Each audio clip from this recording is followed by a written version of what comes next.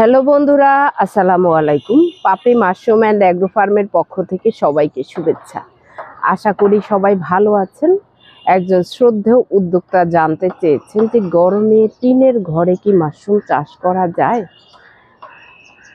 আসলে আপনি যদি আপনার অবস্থান অনুযায়ী আপনি পদক্ষেপ নিয়ে থাকেন, সেক্ষেত্রে সব পরিবেশেই আপনি মাশরুম চাষ করতে পারবেন। আপনার ঘরটা যদি গাছের নিচে হয়ে থাকে, সেক্ষেত্রে আপনি একটা ভালো বেনিফিট পাবেন, কারণ টিনটা সেভাবে গরম হবে না।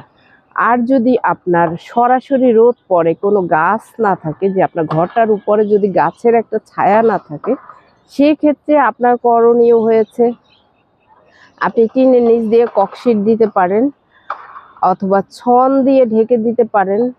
আপনার সাইডের টিনগুলো যখন গরম হবে, আপনি সেটা ছন দিয়েও ঢেকে দিতে পারেন। তাহলে টিনের যে একটা তাপ, সেই তাপটা সরাসরি আপনার চাষঘরটাকে উত্তপ্ত করবে না।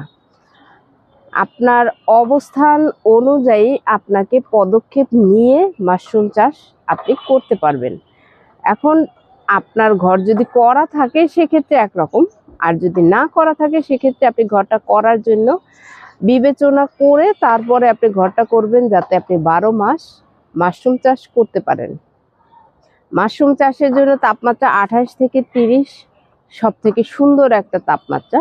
এর থেকে গরম হলেই আপনার পদক্ষেপ নিতে হবে। সেটা ভিতরে চট ভিজিয়ে রশি টানিয়ে, আপনি যদি ছিকা পদ্ধতি করেন, আপনার রুমের চারপাশে আপনি চট ভিজিয়ে রাখতে পারেন, তাহলে অনেকটাই ঠান্ডা একটা বাতাসের মতো রুমের মধ্যে থাকবে।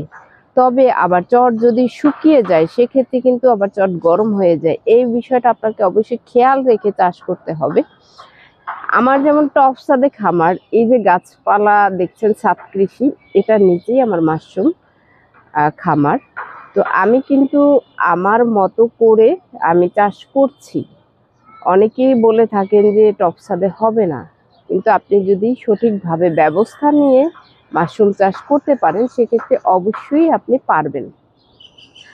আশা করি আমার ভিডিওতে আপনি ক্লিয়ার হতে পেরেছেন, এবং যারা এই ধরনের সংশয়ে থাকেন বা নতুন যারা ঘর তৈরি করতে চাচ্ছেন, তারাও এই বিষয়টা মাথায় রেখে আপনি ঘরটা তৈরি করবেন, এবং বিষয়টা আপনি আশা করি বুঝতে পেরেছেন বা পারবেন। কিন্তু যদি তারপরে কোনো সংশয় থাকে, আপনি আমাকে কমেন্ট করে জানাতে পারেন যে কোন বিষয়টা আপনার ক্লিয়ার না, সেই বিষয়টার উপরে আমি ভিডিও দিব। আশা করি ভিডিওটি দেখে উপকৃত হবেন। ভালো থাকুন, সুস্থ থাকুন, এবং নিজ ঘরে ঘরে মাশরুম চাষ করে নিজের পুষ্টির চাহিদা মিটিয়ে তুলুন। ভালো থাকুন, আল্লাহ হাফেজ।